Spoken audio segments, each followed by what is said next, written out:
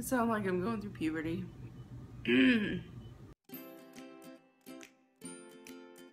Hi everybody, my name is Rosalie and welcome back to my channel, Back to Chubby. If this is your first time here, this is something I'm calling Do It With Me Weight Loss, which is essentially a series where I try and give you the tools that I'm learning as I go along to try and hopefully help somebody else start their own weight loss journey or help them keep moving forward. This week I'll show you the meal prep, but I'm going to do it a little bit different than I usually do, because this week I'm going to talk about how to actually plan before you start your meal prep. And preparation is the main thing here. And it's really not that hard, it just takes some forethought, a little bit of planning, and a little bit of time. So the first thing to think about when you're meal prepping on a budget is figuring out what you're going to have for the week. So there's 3 different places you can start. The 3 places I tend to start are either just blatantly what I want to have for the week, but that usually is not my first go-to. The second option is to look at what you already have in your fridge or in your container. So if you already have a bunch of oats left over from last week, maybe you're gonna make oatmeal muffins this week, which is what I did. And the third thing is to look at what's on sale. And usually I sort of go with those last 2 options. What do I already have and what's on sale this week? And I try and sort of build my plan around that, because my husband and I are on a pretty tight budget. Depending on the store that you shop at, you can pull up their website, and 9 times out of 10 you'll be able to find their little weekly flyer thing that shows you what's on sale. So for example, I shop at Aldi's, so I can go into the Aldi's website, put in my zip code, and it will take me to their weekly ad. So I can see that oranges are on sale, ground turkey's on sale, a few other things that I would go ahead and get. And then what I do is I go to my Fitness Pal. I go to a blank day, so a day that hasn't happened yet. So for example, if I'm planning out what I want to buy on Saturday, then I'll go to Monday, the day that I'm going to start eating this food, and I will start plugging in the recipes and the food that I'm going to eat and see about where I'm at, and then adjust things as I need to. So for example, if I were to enter in a recipe for turkey chili, which is also my first attempt at a recipe on my blog, so we'll see how that goes. But if I'm going to enter in turkey chili and I'm going to see how many calories, protein, carbs, etc. it has in it, and start to build my stuff around that, then I might realize that some things aren't going to work for me, or maybe I need to tweak a recipe a little bit. But I'm just going to play around with it for a while until I get a nutrition that's going to work for me. I'm going to try and keep my sodium under a certain level, keep my protein moderately high, my carbs moderately low, and then go for around 14 to 1500 calories. So once I figure out what I eat in a day, I make a shopping list. And there's 2 parts to this. The first is I divide it up by where things are at in the store. I want to get in, get out, get it done, and leave. So the first thing I do is organize it by where everything is at in the store, and that way I can just, I go along this aisle, I get everything on this aisle, I don't have to backtrack, I just go here, here, here, and I'm done. The second part is figuring out how much of everything you need to buy. When I make my list, instead of writing I need X containers of plain Greek yogurt, I'll write that I need 5 cups of Greek yogurt. And that's all of the recipes I'm going to use for the week added up. Now remember, for me, when I make my shopping list, I'm making it for 2 people for 6 days. So if you're doing it for just yourself, you're going to have about how much you spend, and you're going to have how much you get here if you're following the meal plan on my blog. The next most important step when you're meal planning is to be prepared before you start cooking. And by that I mean have an action plan in place, basically. Know what's gonna take the longest to cook, know what you're gonna need, and have it clean before you start, which is my that's my biggest thing, is making sure that I have everything clean before I get started prepping. Know what you need to bake, know what you need to like actually cook on the stove, etc. And then to make things go faster for yourself, figure out how to stagger it so that you'll be done in a timely manner. So if you have something that needs to bake, get the oven preheated when you get started. If you have something that's going to go into a crock pot or a slow cooker, do that first. If you have something that's going to need to bake for a while, do that first and then chop or whatever while you're doing something else. Basically, you want to get the things that are going to take a long time started so that while they're cooking, you can work on the other stuff.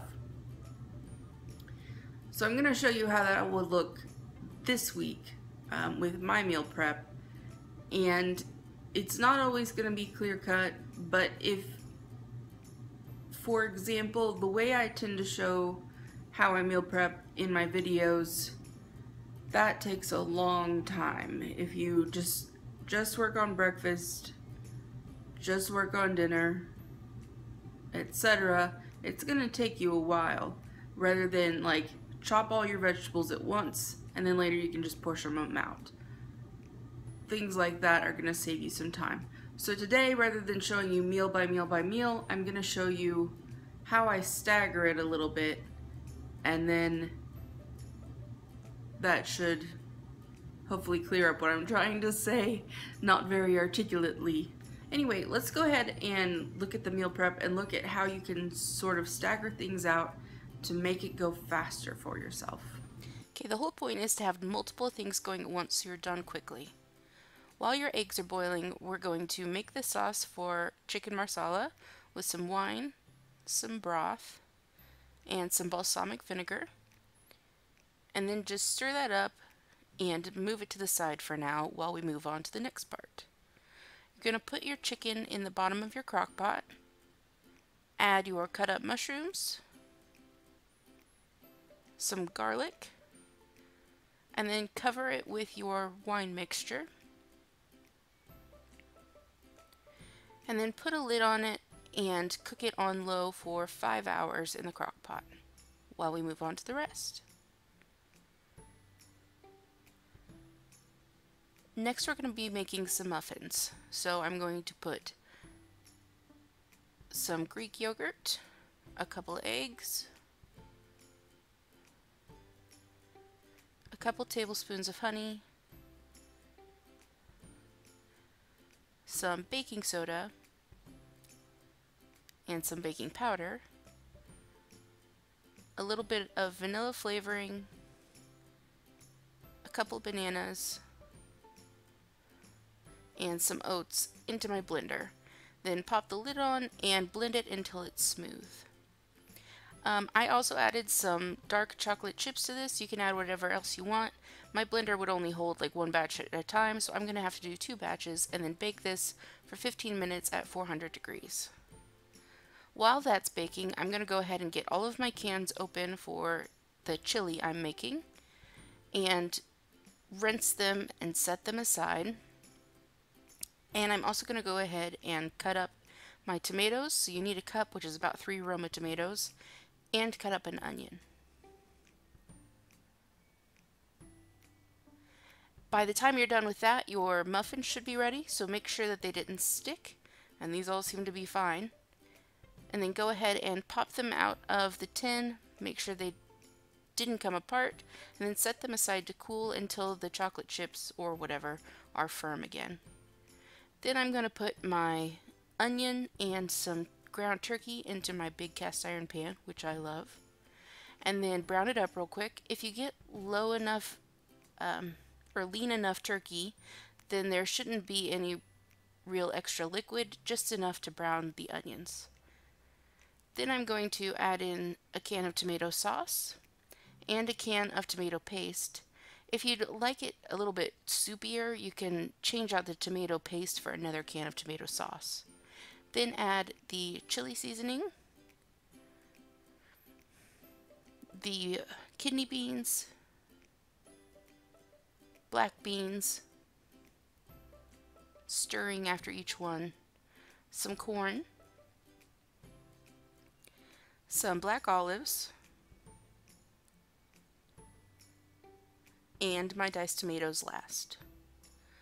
Once that's done, I'm going to go ahead and pull it off of the heat and start to divvy it out. It's important for me to note here that this skillet is perfect for making one batch of this, or like 6 servings at a time, but I really like the flavor that the skillet gives, so I'm actually going to make more works for myself and do 2 batches separately, but you could just use a big pot. Then I'm going to put 1 serving of cheese in each container and some pre-measured plain Greek yogurt instead of sour cream. It's also important to note that you should let these cool completely before you put the lids on and put them in the refrigerator. While those are cooling, I'm going to go ahead and chop up my broccoli and get my vegetables ready. And then pop some hummus into these little baggies.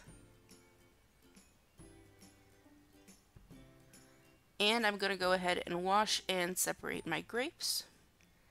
And by now, our muffins should almost be cool. So once I check them, I'm going to go ahead and stick a couple into some baggies.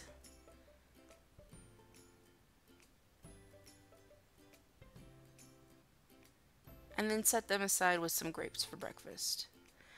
By now, our chicken marsala is done, and I've already checked the chicken and it's cooked through. So I'm going to add some water and some cornstarch to make a really annoying and hard to stir paste. But once you get it about as mixed as you're able to get it, you're going to add it to the broth mixture that's in here, and it's going to add as a thickening agent. So once you dump it in, give it a stir, and you'll see that it starts to set up a little bit. You don't want it real thick, just a little bit more thick. Then add the lid and let it sit for another 15 to 20 minutes to set up a little bit more. And then it's time to just divvy it into containers. This would be really good with some rice or over some zucchini noodles. And this is what a day would look like.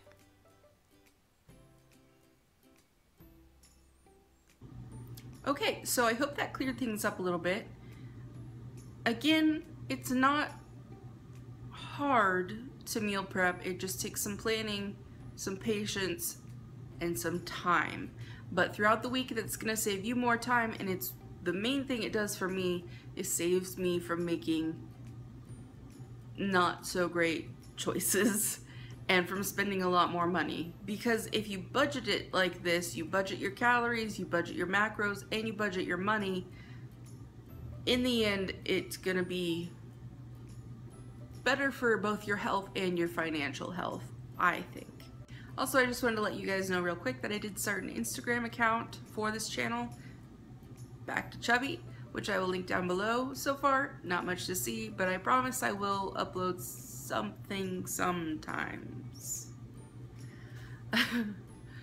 As always, I will put links in the description box to the meal prep containers that I use and any recipes that I use this week. Let me know down in the comments if this video helps you be a little bit more confident and prepared to do your own meal prep.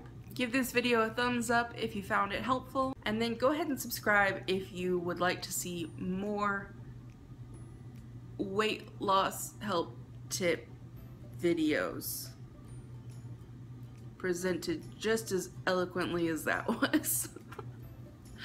Alright, thank you guys very much, and I will see you on Friday with my next weigh-in. Bye.